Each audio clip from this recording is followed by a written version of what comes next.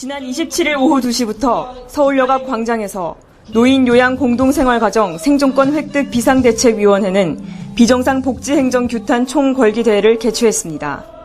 이날 전국 장기요양기관 기관장과 요양시설 종사자, 입소자의 보호자 및 제도 발전에 관심 있는 시민들이 참여한 가운데 비정상 복지행정 규탄 총궐기대회가 진행됐으며 개회 선언을 시작으로 세월호 희생자에 대한 묵념이 이어졌습니다.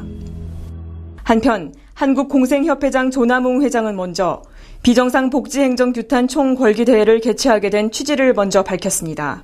정책이 계속해서 민간시설을 죽이는 방향으로만 선전하고 선동하고 오히려 학계를 이용해서 그런 것들을 제도를 만들어내는 것은 바로 세계적인 탈시설화와 또한 소규모화를 역행하는 대한민국만의 잘못된 행정인 것입니다. 이것을 분명히 바로잡기 위해서 우리 권기대회를 하고 있는 것입니다.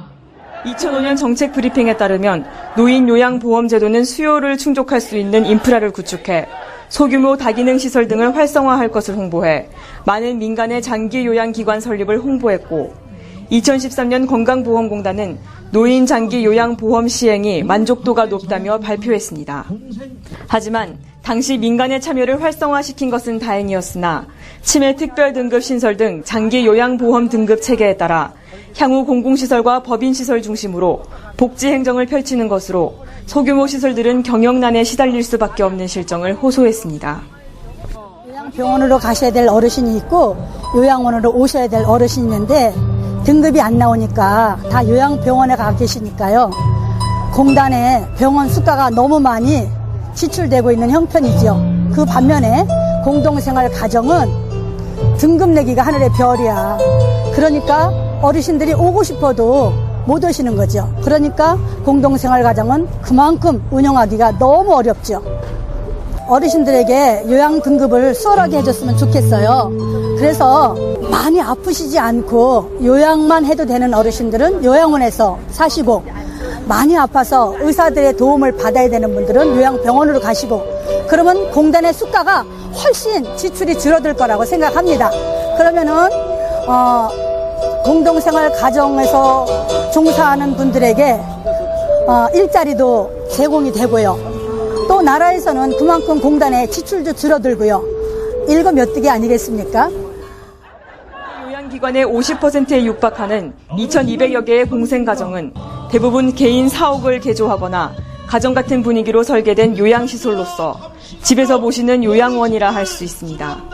공동생활가정이 4년 동안 저희가 수가가 한 번도 오르지 않았습니다. 4년 만에 오른 수가가 2.2%였기 때문에 급여 수가 현실화에 대해서 저희가 말씀을 드리고 싶고 문서 작성 위주의 그런 탁상 행정보다는 공생에 맞는 그런 합리적인 시설 평가 항목을 조정해 줄 것을 요청하고 기관이나 기관에 대해서 관리, 감독, 감시 이런 것들을 객관적인 그런 투명성을 가지고 할 수 있도록 해주고 불신, 악습, 반복되는 이런 신고 포상금 제도에 대해서 폐지해 줄 것을 요청을 드리는 바입니다.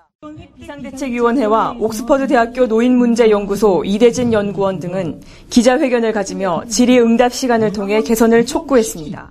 공생의 적법한 재무회계 규칙의 제정, 시도 때도 없이 들이닥쳐 시설을 불안과 투잡으로 몰아붙이는 현지조사 제도 개선, 시설 현장을 외면하고 무시한 채 재정 공포되는 각종 법령 규정은 어르신들을 내 가족처럼 섬기고 모시려는 우리 원장님들과 종사자 모두의 손발을 묶어버리는 탁상 공론의 발생임을 강력히 지적하는 바입니다. 한국공생협의 10대 요구사항으로 1. 급여 수가의 현실화 2. 공생가정에 대한 가혹한 관리감독 중단 3. 사유재산 불법 착취 금지 4. 법인시설과 민간운영시설의 공평한 지원 정책 수립 5.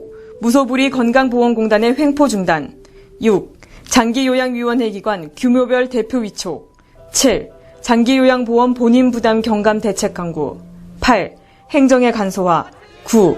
한국공생협의 사단 법인화 인가 요구 10. 노인 장기 요양보험 제도의 근간을 무너뜨리는 5월 2일에 보건복지부 보도자료 폐지를 발표했습니다. 노인 요양 공동생활 가정 생존권 획득 비상대책위원회는 초고령화 사회로 나아가고 있는 지금 장기 요양 보험 제도의 실질적인 제도 개선을 위해 시민들에게 호소하는 시간을 가졌습니다. 서울에서 YBC 뉴스 이다슬입니다.